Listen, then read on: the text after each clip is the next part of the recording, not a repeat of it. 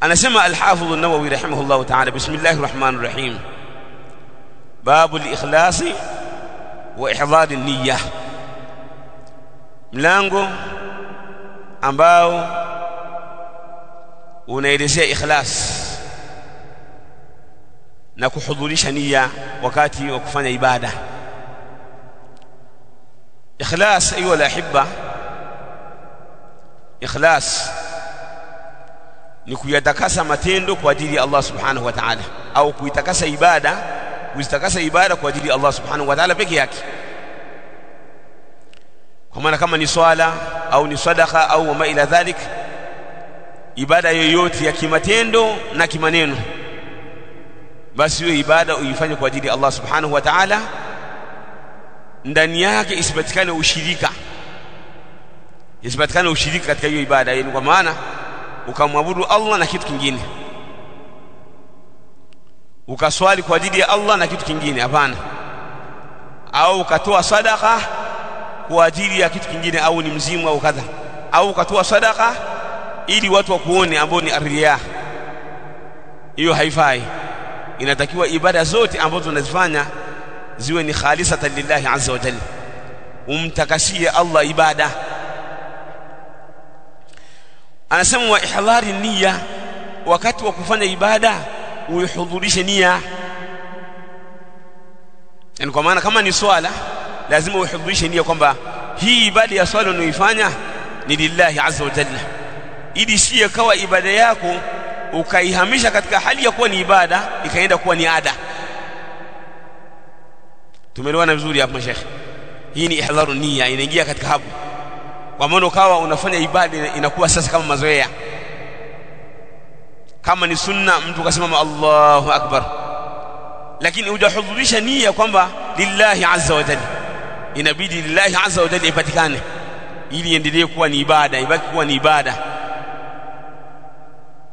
Na wakati wa kufanya hiyo ibada kuwepo ihdharu niyya, hudhurisha nia kupatikane. Ihdharu niyya ina athari sana katika masuala ya ibada, hata masuala ya dua. Mtu akiwa anaomba dua, inabidi akiwa anaomba dua awe kana kwamba anazungumza na Allah, yani anamwambia Allah yale matakwa yake, kama vile anamuona Allah, na kama vile akiona kana kwamba hamuoni, basi aone kwamba yeye Allah anamuona, awe kama vile anazungumza na Allah subhanahu wa ta'ala, kwa sababu Allah subhanahu wa ta'ala haikubali dua ya mtu ambaye ameghafilika. Yani ukawa unamuomba ya Rabbi kadha na kadha, lakini moyo haupo kabisa. Labda moyo upo unauza, kama uko sokoni huko moyo ukawa uko sokoni unauza, au maila dhalika. Inatakiwa ipatikane ihdharu an-niyya. Kama una swali, ipatikane pia ihdharu an-niyya, na hasa kwenye suratul Fatiha.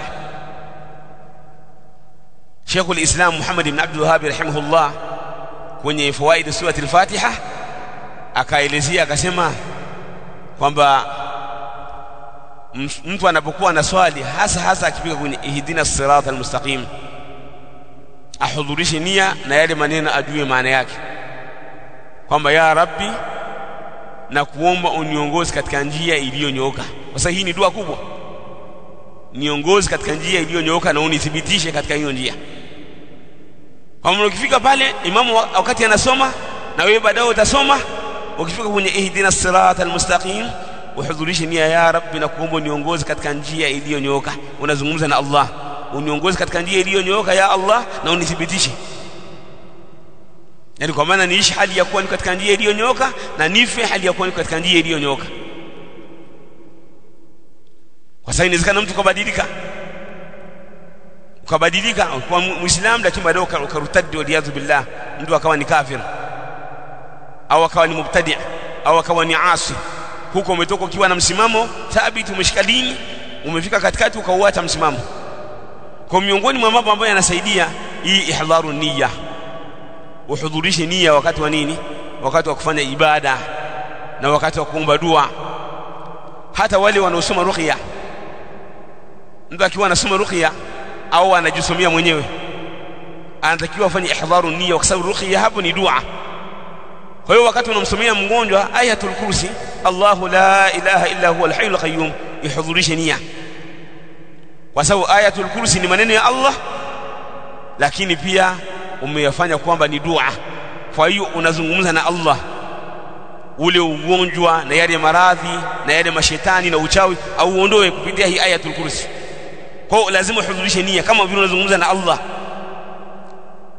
Kwa hii ndiyo maana ya maneno ya Al-Hafidh An-Nawawi rahimahullah aliposema babu al-ikhlas wa ihdari niyya, mlango wa kuzitakasa ibada kwa ajili ya Allah na kuhudhurisha nia wakati wa ibada na wakati wa dua wama ila dhalik.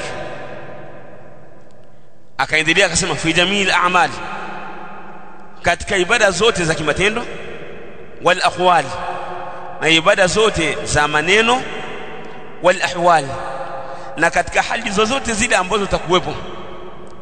Hapa katika ahwal akasema albarizatu wal khafiyya, za wazi. Kwa mfano mathala unafanya ibada ya wazi kama hivi tumeswali, tunaonekana unaswali lillahi azza wa jalla, ukatoa sadaqa. Sadaqa unaweza ukaitoa umeificha, na unaweza ukaitoa watu wanaona. Iliyokuwa bora sadaqa ni ukitoa watu hawaoni, ukaificha. Mtu anayeficha sadaqa atakuwa ni miongoni mwa wale ambao wataingia kwenye kivuli cha nani? Chini ya kivuli cha arshi Allah. Lakini ahyana ukhra inawezekana kuidhihirisha sadaqa watu wakaiona ikawa ni bora kuliko kuificha. Ni wakati gani hapo? Ni wakati ambapo kiidhihirisha watu wengine watafanyaje? Nao watawashawishika, watatoa. Unaenda sehemu umejenga msikiti peke yako, watu hawakujua kama umejenga, lakini wale watu ni wafanyabiashara wakubwa tu. Mtu ana uwezo wa kujenga msikiti peke yake, wakitangaza kama jamani tuchangie msikiti, mtu anatoa buku mbili, wakati ana uwezo wa kutoa hata milioni. Wewe ukamwambia yule rafiki yako mfanyabiashara, usema bwana, unaona ule msikiti huyu, ule msikiti walillahi alhamdu mimi nimeweka pale milioni 30, na kweli umeziweka, yani sio uongo, pale nimeweka milioni 30 pale, na mpango, kuna watu wameniita huko Mbagala huko, nataka nijenge msikiti wa milioni 50 peke yangu. Akasema milioni 50 pia unazitoa peke yako? Akasema naam, najenga pepo yangu. Yule akashawishika. Wewe hujasema kujigamba, si lengo sio majigambo, kwa sababu majigambo yanaharibu nini? Majigambo yanaharibu ile sadaqa na zile thawabu, si ndio? Maana yake hiyo mashaka wangu, majigambo na maudhi yanaharibu ile sadaqa. Lakini wewe umesema ili ashawishike, akashawishika, akasema na mimi bwana, unaonaje tujenge msikiti wa milioni 100 badala ya kujenga tu kawaida, tujenge ghorofa hapo au kadha, au na mimi nikipata kiwanja sehemu ngoja nitaujenga hapo. La shaka kwamba una thawabu, unaingia katika ile man sanna fil islam sunnatan hasana. Naona kama itakapokuja huko insha Allah unaingia katika hilo, kwamba mwenye kuendeleza katika Uislamu sunna iliyokuwa nzuri, falahu ajruha, atapata ujira wake, wa ajru man amila biha ila yawmi madha ila qiyama, na ujira wa yule ambaye atafanyia kazi mpaka siku ya kiyama. Unaingia katika hao. Kwa hiyo umeidhihirisha sadaqa ambayo sio jambo bora, lakini kuna watu ambao wamekufuatia nyuma yako. Sasa unaanza kupata thawabu za wale ambao wamekufuatia. Kwa hiyo kuificha ni bora zaidi, ni bora, lakini hapa kuidhihirisha imekuwa ni bora zaidi. Kwa nini? Kwa sababu kuna faida zimepatikana. Kwa akasema wal ahwali albarizatu wal khafiyya, na hali ambazo zinaonekana na zile ambazo zimejificha, kama hii ambayo tumeitaja. Lakini vile vile inaweza kaingia pia katika hii wal ahwali albarizatu wal khafiyya, ikaingia yale mambo ya ada ambayo yanabadilika kuwa ni ibada. Kuna jambo linaweza ikawa ni ada, lakini kupitia nia yako ukalibadilisha likawa ni nini? Ni ibada. Kwa mfano kula chakula. Kula chakula ni ibada? Sio ibada kula chakula. Lakini kwa mfano mathalan unasikia njaa kali, ukasema kwamba ngoja ni ile chakula nipate nguvu, nataka usiku nisimame qiyamul layl. Usingekula sio haramu madamu hufi, lakini wewe umekula ili upate nguvu usimame qiyamul layl. Unasemaje hiyo Sheikh? Hapo sasa kula kwako kumebadilika, kumekuwa ni, kulikuwa ni ada tu kawaida, kumebadilika kumekuwa ni ibada. Kuoga, achana na ile kuoga kwa ajili ya josho la janaba au wama ila dhalika. Kuoga tu litabarudi, ukaamka asubuhi unasikia mwili hauna uchangamfu, una usingizi, ukaoga maji ili upate nashati na uchangamfu, uingie katika salatul fajri hali ya kuwa na nguvu. Unaona kuoga, unakuondoa kule kuoga katika hali yake ya kawaida ya kama ni jambo la kawaida la ada, unakubadilisha kuoga kunakuwa jambo la ibada. Mnaona hiyo lahib? Hii ndio faida ya mtu ambaye anahudhuria darasa na kusoma. Yani wewe una uwezo wa kuwa wewe na mwenzako mnafanya ibada moja, lakini mwenzako anapata thawabu nyingi kuliko nini? Kuliko mwingine. Ibada ni hiyo moja, lakini kumbe yeye mwenyewe kuna mambo anayaongezea ambao huyu asiyehudhuria durusi, asiyesikiliza mawaidha hayajui. Yeye atakuja ataswali zake ataondoka, lakini wewe unahudhuria darasa unajua kwamba hapa naweza nikafanya hivi nikajiongezea thawabu. Haya mathalan mfano mwingine, unaingia masjid, wewe umetoka nyumbani ukasema naingia masjid nitakaa mabaina al-asri na al-maghrib nasubiria swala. Nitasubiria swala pale, nitafanya azkari na kadha na kadha, au nitakaa pale msikitini. Nitakaa pale msikitini nimetulia tu nasubiria salatul maghrib, au umeingia maghribi nasubiria salatu madha al-isha. Wewe hukumu yako hicho kitendo kifanya ni ambacho kimekuwa ni kitendo cha ibada. Sasa ni kama vile mtu ambaye yuko katika mipaka analinda maadui wasiingie katika nchi, ni kama mujahid fi sabilillah. Sheikh, tofauti na yule ambaye amekaa tu msikitini, hana hili wala lile, hafikiri chochote. Wewe umesema ngoja mimi nikae mpaka salatul maghribi au mpaka salatul isha. Sikwambii yule ambaye amekaa na isubiri salatul isha akaleta nia ya itikaf na akasema kwamba nahudhuria darasa, naleta nia ya itikaf na naisubiri salatul isha. Angalia hapo, itikafu ina thawabu zake, kusubiri swala kuna thawabu zake, na kuhudhuria darasa kuna nini? Kuna thawabu zake. Aqallu shay kwenye kuhudhuria darasa kuna nini?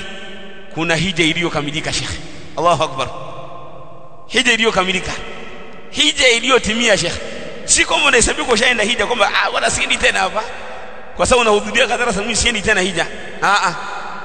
Isipokuwa unatapata thawabu za mtu ambaye ameenda wapi? Ameenda hija kwa sababu ya kuhudhuria darasa. Hii ni fadhila ya Allah subhanahu wa ta'ala, ni jambo la kawaida umelichomoa kwenye kawaida yake ukalitia katika ibada kupitia nini? An-niyya. Naona hapo, kupitia nia. Kwa yote haya biidhnillah ambayo yako katika huu mukaddima au yako katika hii anwani, insha Allah tabaraka wa taala tutakuja kuyaona katika hii riyadhus salihin.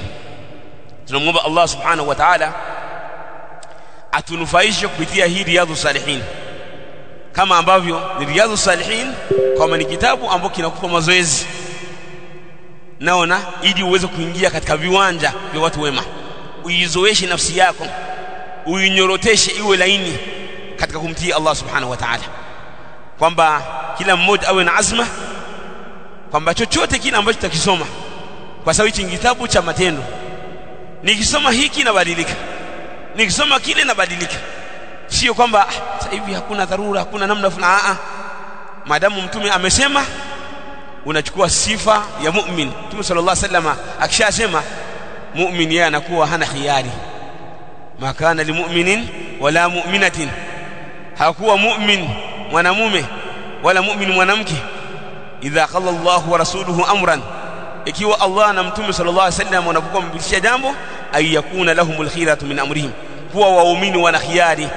Mtume ashabitisha kusema wana hivi, hapana, wewe fuata hivyo alivyosema mtume Muhammad sallallahu alayhi wasallam. Sasa hapa tunazungumzia masala ya ikhlas na kuitakasa nia katika ibada. Uitakase nia katika ibada, kwamba ibada zako zote ziwe kwa ajili ya Allah subhanahu wa ta'ala, katika maneno na katika matendo.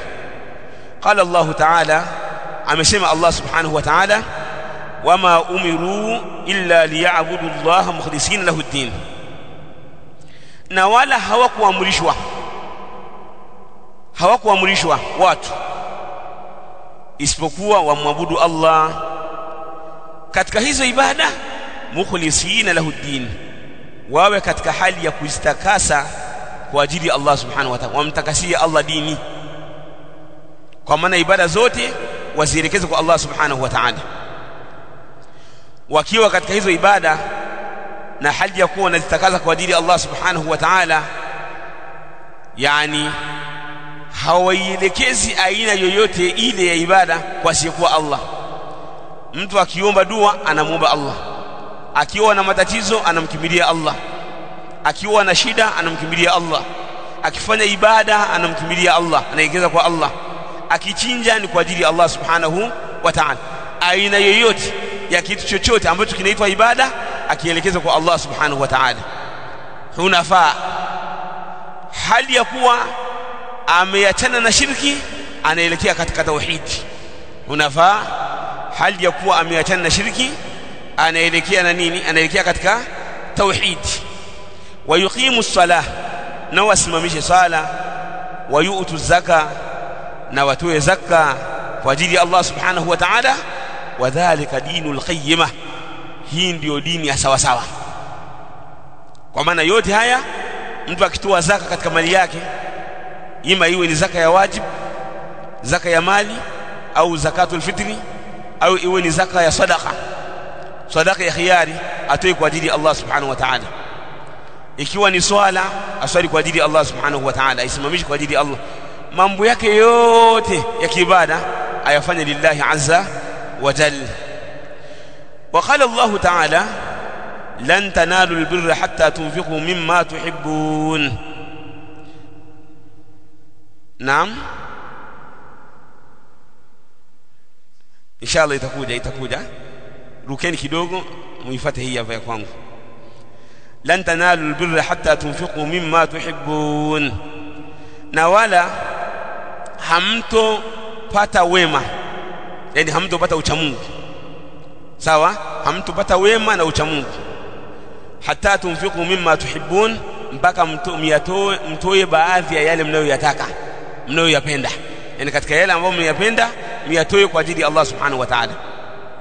Hapa albir tumesema wema na uchamungu kwa sababu neno albir kama alivyoelezea al-Allama as-Sa'di rahimahullah, albir likija peke yake inakusanya maana yake na maana ya uchamungu. Albirru wattaqwa idha ijtamaa, birri na uchamungu vikikusanyika sehemu moja, birri inakuwa kwa maana ya wema, yani yale ambayo Allah ameamrisha, na taqwa ni yale ambayo Allah amefanyaje, ameyakataza. Tumeelewana vizuri hapo? Lakini birri ikija peke yake inachukua maana yake na maana ya nini? Na maana ya uchamungu. Na uchamungu ukija peke yake, ni neno taqwa likija peke yake linachukua maana ya birri na maana ya nini? Ya uchamungu. Sisi tumeelewana hapo? Yani idha ijtamaa iftaraqa wa idha iftaraqa ijtamaa. Tumefahamiana vizuri hapo mashaka wangu? Imamu wangu umeelewa hapo shaka wangu? Umeelewa imam? Naam. Albirru wattaqwa ni maneno mawili, yakikutana kila moja inachukua maana yake. Kwa maana albir inakuwa katika alma'murati na attaqwa inakuwa fil manhiyat. Tumefahamiana vizuri hapo kwamba wema na uchamungu, yale kufanya yale ambayo Allah ameamrisha na kuachana na yale ambayo ameyakataza. Na birri ikija peke yake inachukua maana ya taqwa na maana yake. Kwa maana hapa tunasema hivi, lan tanalul birra, hamwezi kupata wema na uchamungu. Sawa, hamwezi kupata wema na uchamungu hata tunfiqu mimma tuhibbun, mpaka mtoe katika baadhi ya yale ambayo mnayapenda. Kwa maana mtu asije akatoa jambo, yani masala akatoa ni sadaqa ya kile ambacho anakichukia, ambacho leo kama angepewa atakipokea hadi ya kuwa amefumba macho. Hiyo haipendezi. وقال تعالى, na amesema Allah subhanahu wa ta'ala, la yanala Allah luhumuha, haitompata Allah subhanahu wa ta'ala nyama zake, yani vile vichinjwa vile ambavyo tunachinja katika udhiya na katika kadha, havimpati Allah subhanahu wa ta'ala. Wala dimauha, wala zile damu hazitompata ikiwa mtu hajachinja kwa ajili ya Allah. walakin yanaluhu taqwa minkum, lakini Allah subhanahu wa ta'ala unampata ucha Mungu na wema katika nyinyi. Yani kwa maana ikiwa mtu amechinja kwa ajili ya Allah, hiyo nyama itampata Allah, kwa maana ujira wake ataupata kwa Allah, na ile damu itamwagika kwa ajili ya Allah katika kuchinja wanyama, na ile sadaka itafika kwa Allah katika kutoa, na ile swala itafika kwa Allah. Kwa nini? Kwa sababu umeifanya kwa ukiwa umeambatana na ucha Mungu na wema, yani kwa ajili ya Allah subhanahu wa ta'ala. Kwa ucha Mungu ndio ambao unafika kwa Allah. Mtu akiwa anafanya ibada inabidi awe ameambatanisha ndani yake wema na ucha Mungu, kwa maana nia yake iwe ni khalisan lillah, iwe ni kwa ajili ya Allah subhanahu wa ta'ala. وقال تعالى قل إن تخفوا ما في صدوركم، sema ewe Muhammad sallallahu alayhi wasallam, waambie ikiwa nyinyi mtayaficha yaliyoko katika vifua vyenu, au tubudu, au mkawa mmedhihirisha, ya'lamuhu Allah, Allah atayajua. Kwa maana ukifanya ibada kwa dia si kwa ajili ya Allah, Allah atajua. Ukitoa si kwa ajili ya Allah, Allah atajua. Hakuna jambo lolote lile ambalo utalifanya katika matendo ya wazi isipokuwa Allah subhanahu wa ta'ala yaarifu ma fi nawaya. Allah anajua yale ambayo yanapatikana katika nia ambayo yamejificha kwenye vifua vya watu.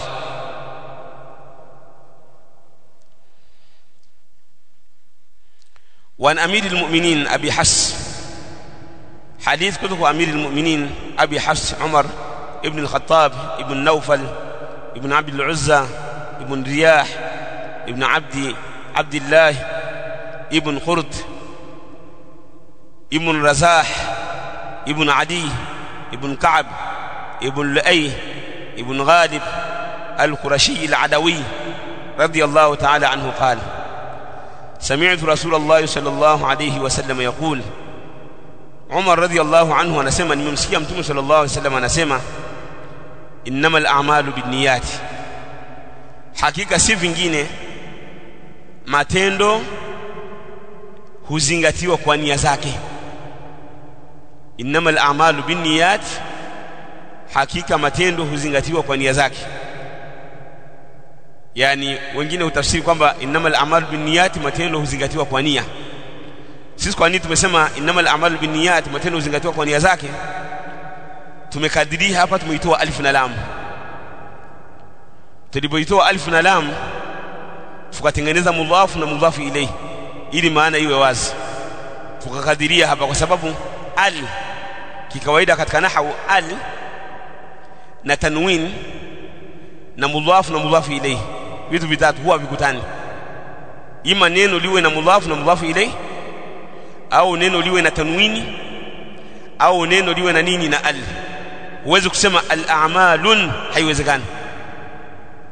Haiwezekani. Ukilileta hilo neno wewe utakuwa unajua nahwu kuliko hata Sibawai. Au haiwezekani ikawa ni mudhafu na mudhafu ilayhi, haiwezekani. Yani mudhafu na mudhafu ilayhi afu ipatikane tanwini katika, haiwezekani swala hilo. Kwa hivi vitu huwa vikutani, ima iwepo mudhafu na mudhafu ilayhi, iwepo al, au iwepo nini tanwini. Kwa hiyo sasa katika tafsiri mara nyingi ukiona tafsiri unaitafsiri haikai sawa, ukasema kama matendo yanakuwa kwa nia, ukaone haikai vizuri, wewe ondoa al alafu utengeneze mudhafu na nini na mudhafu ilayhi, uone kama itakuwaje. Sasa hapa tunasema hivi, innamal a'malu binniyat, ay innamal a'malu binniyatiha. Innamal a'malu binniyat, ay innamal a'malu binniyatiha. Hiyo ndiyo takdiri yake. Hakika matendo yanakuwa kwa nia zake. Umeswali Allahu akbar, nia yako ni nini? Umeswali kwa ajili ya Allah au umeswali kwa ajili ya bosi kwa sababu yuko masjid? Bosi amekwambia kwamba bwana, ukiswali bwana utakuwa mtu mwema bwana, unaweza ukapanda hata kacheo, ukasema ngoja niswali kwa ajili ya bosi. Innamal a'malu binniyatiha, matendo yanakuwa kwa nia yake. Tumeona vizuri hapo, tutakuja kuona huko mbele jambo litakuwa wazi.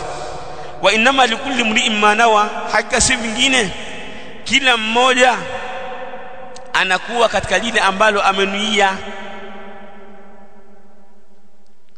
kwa lengo la kupata ujira, kwa lengo la kupata thawabu.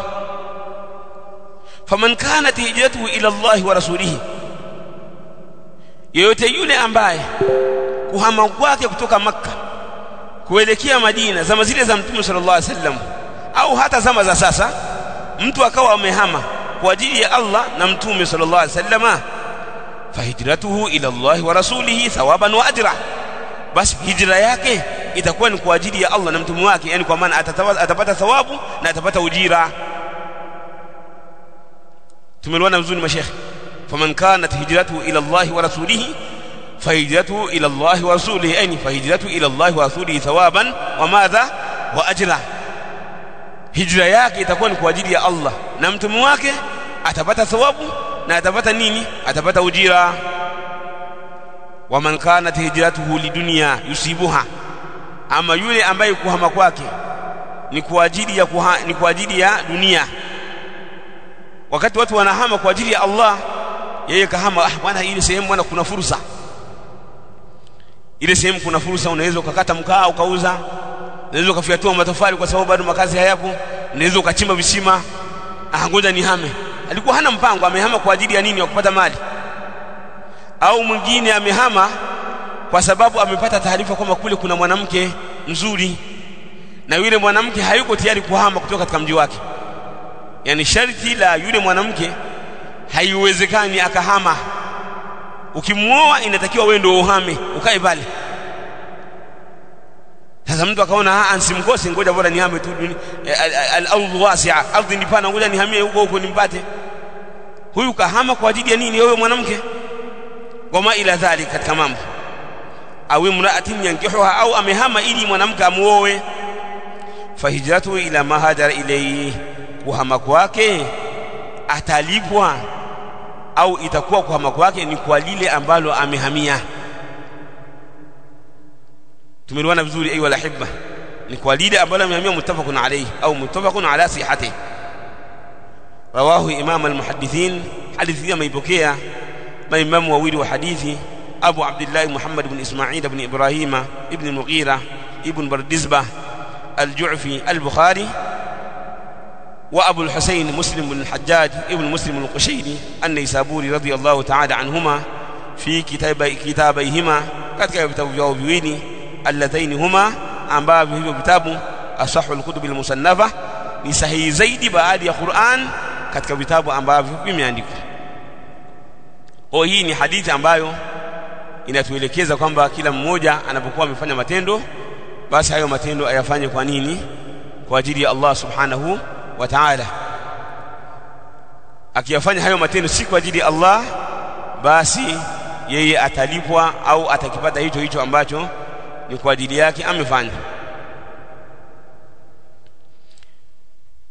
Hadithi ya pili, an ummi almu'minina ummi Abdullah Aisha radhiyallahu anha qalat, qala Rasulullah sallallahu alayhi wasallam, amesema Mtume sallallahu alayhi wasallam kwa hadithi mama Aisha, yaghzu jayshul Ka'bah, yaghzu jayshunil Ka'bah, jeshi litatoka kwa nia kwenda kuivunja Kaaba. Natoka jeshi linaenda kuipiga al-Kaaba, linaenda kuvamia mji wa Makka.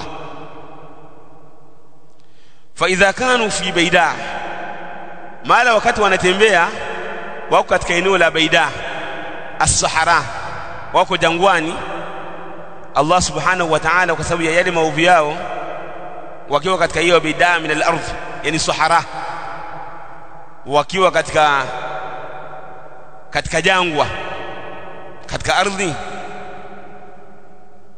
yukhsaf bi awwalihim wa akhirihim, wanadidimizwa katika ardhi wa mwanzo wao mpaka wa mwisho wao. Wale wote ambao wapo wote wanadidimizwa, yani yule ambaye alikuwa na nia anadidimizwa katika ardhi, na yule ambaye ameenda kwa mkumbo naye anadidimizwa hivyo hivyo, wote hivyo hivyo. Mama Aisha radhiyallahu anha akamwambia Mtume, qalat, mama Aisha akasema, qultu ya Rasulullah, nikasema kumwambia Mtume sallam, kaifa yukhsafu bi awwalihim wa akhirihim, vipi wadidimizwe katika ardhi wa mwanzo wao na wa mwisho wao. Wa fihim aswaquhum, wakati kuna wengine ambao nia yao sio yale mapigano, ni watu wa sokoni tu, ni asawaka. Na katika baadhi ya riwaya wa fihim ashrafuhum, na kuna viongozi wao. Lakini tuitafsiri hivyo hivyo kwamba kuna watu ambao wao hawana nia ya ile vita, lakini wamefuata mkumbo. Wa man laysa minhum, na kuna wale ambao hawahusikani kabisa. Wa man laysa minhum, na kuna wengine ambao si katika wao. Mtume sallallahu alaihi wasallam akasema yukhsafu bi awwalihim wa akhirihim, watadidimiza wa mwanzo wao na wa mwisho wao. Thumma yub'athuna ala niyatihim, kisha watafufuliwa kila mmoja katika nia yake. Yule ambaye nia yake ilikuwa ni kwenda kuivunja al-Kaaba atafufuliwa hadi ya kuwa ameenda kuivunja al-Kaaba, kwa maana atafufuliwa katika adhabu. Na yule ambaye labda alikuwa anaenda anapitia huko katika msafara, yuko katika biashara, na yeye atafufuliwa katika nini? Katika lile ambalo alikuwa amenuia. Muttafaqun alayhi, hadha lafdhu al-Bukhari. Katika hii hadithi inatufundisha mambo mengi, lakini miongoni mwa mambo, kwa sababu hatuweki sharhi ndefu, tunaweka tu taaliki kidogo afu tunaendelea, si ndivyo mashaka wangu? Naam. Kwamba jambo la kwanza miongoni mwa faida, haipendezi kusuhubiana na watu ambao ni waovu.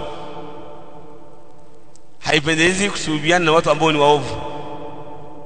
Watu wakiwa ni waovu, ikija adhabu, wema wakawa msuhubiana na waovu, hawawakemei yale maovu yao, wakaendelea nao, fasaru yuakilunahum wa yusharibunahum kama sayati maana, wakawa wanakula nao, wanakaa nao, wanakunywa nao.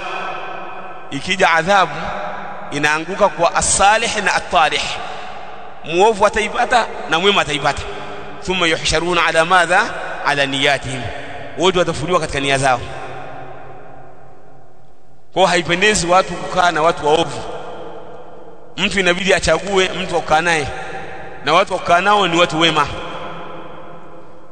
Hii ni miongoni mwa faida ambazo tunazipata katika hii hadithi.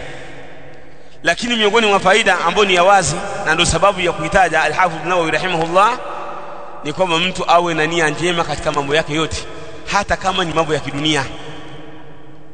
Hata kama ni mambo ya kidunia, basi mtu awe na nia iliyokuwa nzuri, na mambo mengi utakuja kuyaona huko mbele biidhnillah azza wa jalla. وعن عائشة رضي الله تعالى عنها قالت قال النبي صلى الله عليه وسلم لا هجرة بعد الفتح. أما عائشة رضي الله عنها نسمة صلى الله عليه وسلم amesema la hijrata baada al-fath, hakuna kuhama kutoka Makka kuelekea Madina baada ya kuifungua Makka. Yani baada ya kuifungua Makka, ule uwajibu wa kuhama kutoka Makka kuelekea Madina huo umekwisha. Kwa nini? Lianna Makkata asbahat balada islamin, kwa sababu Makka imebadilika sasa, imekuwa ni mji wa Kiislamu. Kuhama, uwajibu ni mtu kuhama kutoka katika mji wa kikafiri kuelekea katika mji wa nini, wa Kiislamu, au kuhama kutoka katika mji ambao hazitangazwi shairullah, yani huna uwezo wa kuidhihirisha dini yako. Nini maana kuidhihirisha dini yako? Maana kuidhihirisha dini yako ni kudhihirisha zile alama za Uislamu ala wajhi naam, kama vile adhana, kuswali swala ya jamaa. Tumeelewana vizuri hapo? Kuswali swala ya jamaa, kuswali Idi, kwa kudhihirisha watu wakaona, na vile vile kubatilisha na kudhihirisha ubatili wa dini ambao sio Uislamu. Hii ndiyo maana ya kudhihirisha. Mtu ambaye hana uwezo wa kudhihirisha dini yake, huu ni wajibu ahame. Kama hana uwezo kuhama, basi atabaki hali ya kuwa ni mustadhaf, atabaki hali ya kuwa yeye ni dhaifu. Kwa hiyo kwa mfano katika nchi yetu sisi hii ya Tanzania, sisi tuna uwezo wa kudhihirisha dini yetu, tuna uwezo wa kutangaza sha'airul Islam, tuna uwezo wa kubainisha kwamba Uislamu ni haki na usiokuwa Uislamu ni batil. Kwa sisi sio wajibu kuhama. Tumeelewana vizuri mashaka wangu? Na haya ndiyo ambayo watufundisha maulama. Sisi sio wajibu kuhama katika nchi yetu hii ya Tanzania. Kwa hiyo la hijrata baada al-fath, si wajibu kuhama kutoka katika mji wa Makka kuelekea Madina, kwa sababu Makkah imeshabadilika, sio tena mji wa kikafiri, umekuwa ni mji wa nini, wa Kiislamu. Walakin jihadu wa niyya, kilichobakia ni jihad na niyya iliyokuwa njema. Ile jihadi ya kweli ambayo sio jihadi ya al-Shabab wala sio jihadi ya al-Qaida wala Daesh, ni ile jihadi ya sheria ambayo anaisimamia mtawala wa Kiislamu. Mtume anasema mtakapokuwa katika jihadi au katika ibada mbalimbali, iza stumfirtum famfiru, mtakapoambiwa na watawala wenu kwamba nendeni katika jihadi, basi nendeni. Nimeitafsiri hivyo kwamba mtakapoambiwa na watawala wenu nendeni jihadi, nendeni. Kwa nini?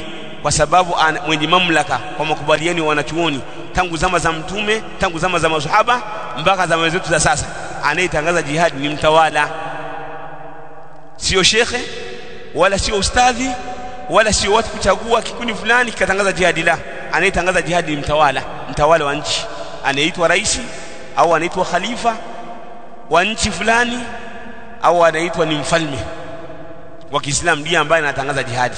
Hii ni kwa makubaliano ya wanachuoni tangu zamani. Anasema al-Hafidh an-Nawawi rahimahullah ta'ala, muttafaqun alayhi, hadithi hii muttafaqun alayhi, amepokea Imam Bukhari na Muslim. Wa maana, na maana yake ni maana ya hadithi, anasema Imam Nawawi, la hijrata min Makkah, hakuna tena hijra ya wajibu kutoka Makkah, li'annaha sarat dara islamin, kwa sababu Makkah imebadilika, imekuwa ni mji wa Kiislamu, na sio hamna uwajibu wa kuhama kutoka katika mji wa Kiislamu kuelekea katika mji wa Kiislamu mwingine. Hamna uwajibu huo. Uwajibu ni kuhama kutoka katika mji ambao huwezi kudhihirisha dini yako kwa kudhihirisha sha'airullah, zile alama za Allah, na vile vile kudhihirisha kubatilisha nini, kubatilisha dini ya ambayo sio Uislamu. Naona naam, hii inakuwa sio wajibu. Naam, Sheikh wangu Sheikh Mas'ud.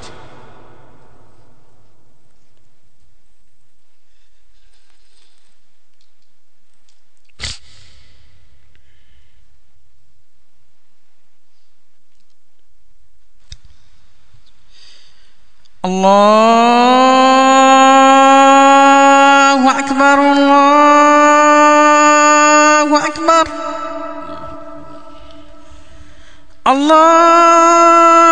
الله أكبر الله أكبر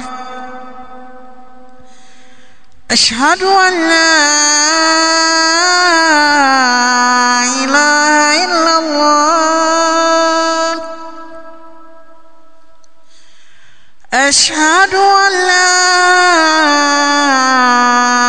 إله إلا الله أشهد أن محمدا رسول الله أشهد أن محمدا رسول الله حي على الصلاة حي على الصلاة حي على الفلاح حي على الفلاح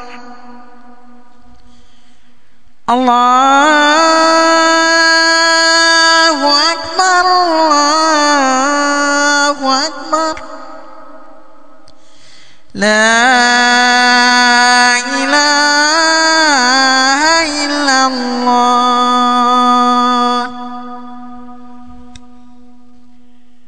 ماذا أقبل ملوانك الذي وعدت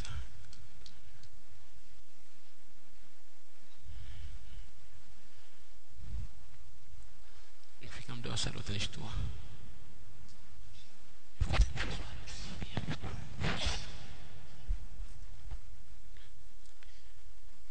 نعم، tunaendelea na hadithi ya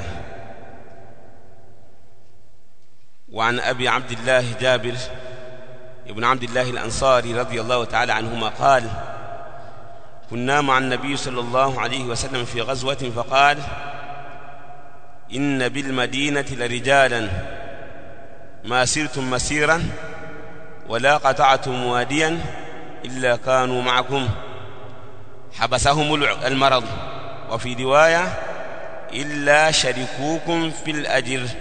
رواه مسلم. حديث يا أبي عبد الله جابر بن عبد الله الأنصاري رضي الله تعالى عنه، عن بي جابر رضي الله عنه katika wale almukhthiruna fi riwayat al-athar, katika masahaba ambao wamepokea hadithi nyingi. Anasema siku moja tulikuwa na Mtume sallallahu alaihi wasallam, kunna ma'an nabii fi ghazwatin sallallahu alaihi wasallam, tulikuwa na Mtume katika vita.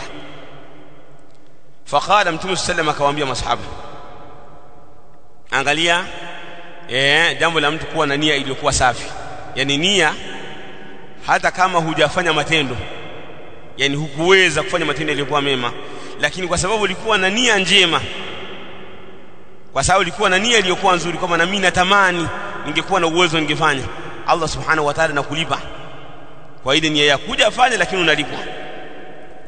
Sasa Mtume anasema, anawaambia masahaba wakiwa kule vitani, anasema inna bil madinati la rijalan, hakika huko Madina kuna watu,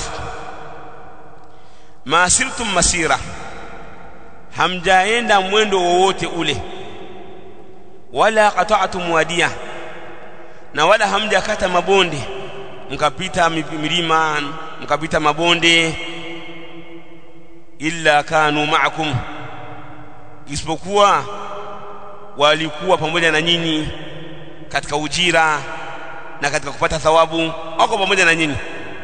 Na wao kwa sababu wametamani kwamba na sisi tungeweza, tungekuwa na Mtume tungeenda naye, lakini jambo ambalo limewazuia kuwa na nyinyi hapa moja kwa moja, habasahumul marad, kilichowazuia ni maradhi. Bwana, ningekuwa siumi mimi ningeenda, mke wangu angekuwa haumwi na mimi pia ningefanyaje? Ningeenda. Ningekuwa na kipando cha kupanda na mimi ningefanyaje? Ningeenda. Kwa hiyo wanapata ujira, lakini hayo ndiyo ambayo yamewazuia. Wa fi riwaya illa sharikukum fil ajr, isipokuwa wanashirikiana na nyinyi katika ujira. Rawahu Muslim. Wa rawahu al-Bukhari an Anas radiyallahu ta'ala anhu qala: raja'na min ghazwati Tabuk. Mtume sallallahu alayhi wasallam, yani Anas anaelezea kama siku moja tulirudi katika vita ya Tabuk pamoja na Mtume sallallahu alayhi wasallam, an nabii sallallahu alayhi wasallam. Faqala, Mtume akasema, inna aqwaman bil madina khalfana, hakika kuna watu huko Madina wako mbele yetu au wako nyuma yetu. Khalfana, wako nyuma yetu. Ma salakna shi'ban, hatujapita katika bonde, hatujapita katika, yani mathalan katika ima mlima au katika mwinamo fulani, wala wadian, wala bonde. Ashib na alwadi vinafanana maana yake. Illa wa hum ma'ana fihi, isipokuwa katika ile majangwa na milima na kadha na kadha wako pamoja na sisi. Habasahumul udhru, kilichowazuia tu wasiwe na sisi ni kwa sababu ya udhuru.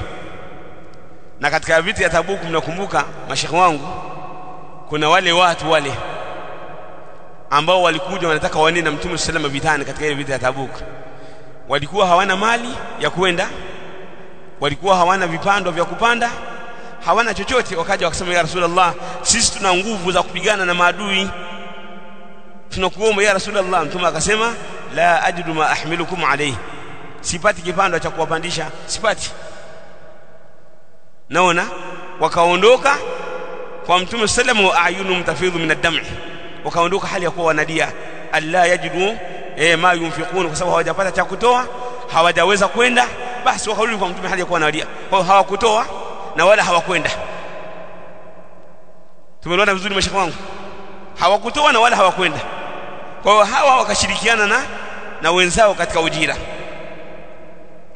Kwa hiyo hii inatupa ni dalili kubwa kwamba mtu kuwa na nia iliyokuwa njema, ukatamani kwamba ya Rabb, mimi siku moja nikipata pesa nitajenga msikiti, Lao kama ningekuwa na mali kama ya fulani ningeitumia kama fulani, yani katika khairi.